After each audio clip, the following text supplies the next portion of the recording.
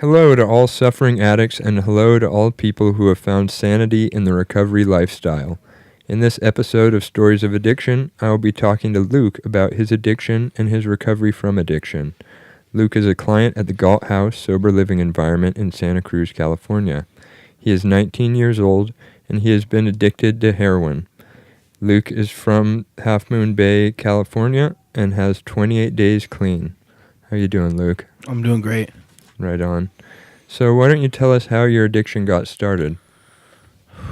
So, I was about 11 years old when I first tried pot, and I did it about a few times, and it never really kicked off with me. I never really liked it in the beginning. A couple years went by, and I started smoking it a lot more with my buddies, and I started growing it. And it became an everyday thing 2 years after that. So, from smoking pot, I started drinking, and my dad used to grow pot, and he drank a lot. He still is. He's an alcoholic. So, I just started drinking and smoking in a small town up north, and going to parties and playing football. I was a football stud. Played sports, and everything, seemed acceptable. I was a freshman in high school when I got caught with weed on campus. I got suspended. I got in trouble, got on probation.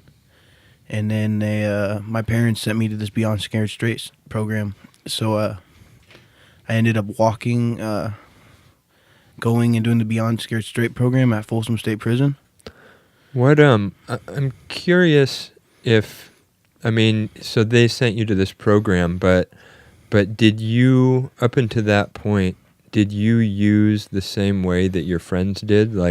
Did you notice any difference? Like you almost described like you kind of forced yourself into smoking weed because you didn't like it at first. So yeah. I'm wondering if they had a similar, how would I say it, like a pre-problem with drugs that you apparently, at least to get to this point,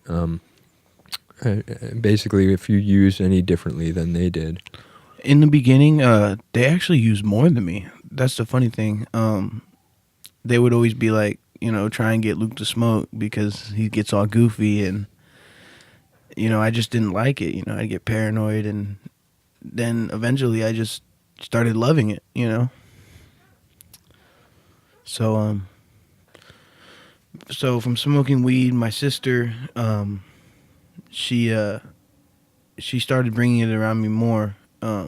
She's an alcoholic and an addict too, and we wouldn't even really go to school a lot. We would just sit around the house and smoke weed and party, and whatever comes along with that. Go to parties, hang out at the house and get high.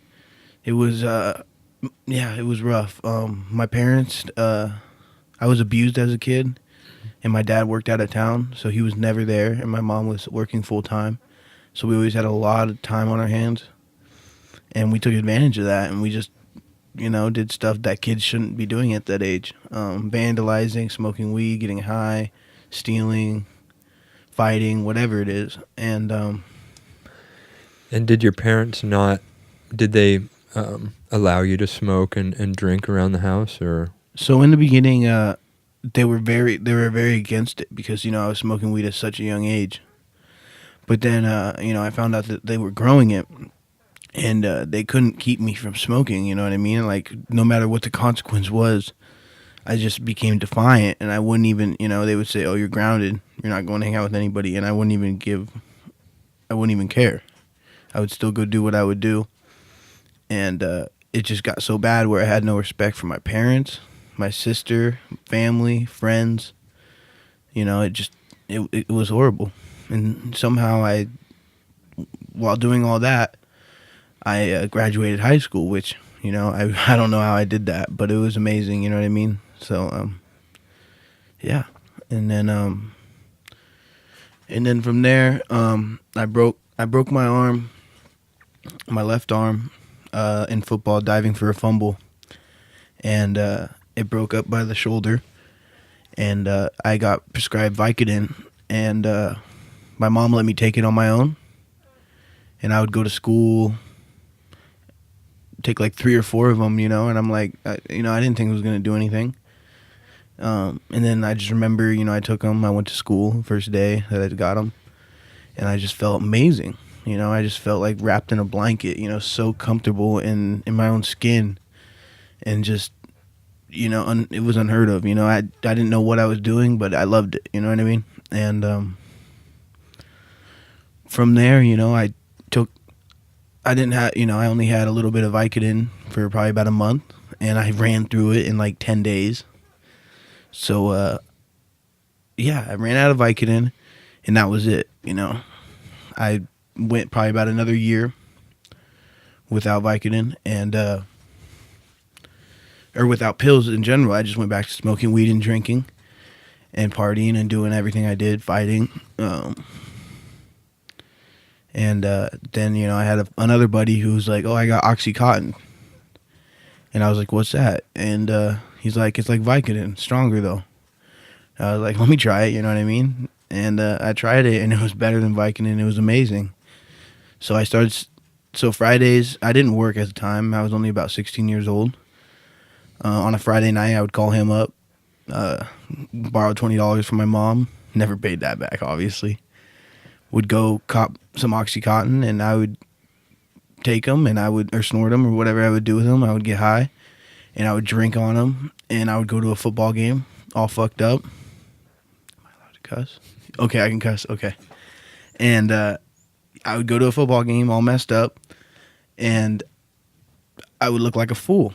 And I thought it was funny. I thought it was cool that everybody looked at me like that, But in reality, everybody was making fun of me. And, yeah, I was just known as the kid who just gets fucked up all the time and looks incoherent, doesn't know what he's doing. Bad grades.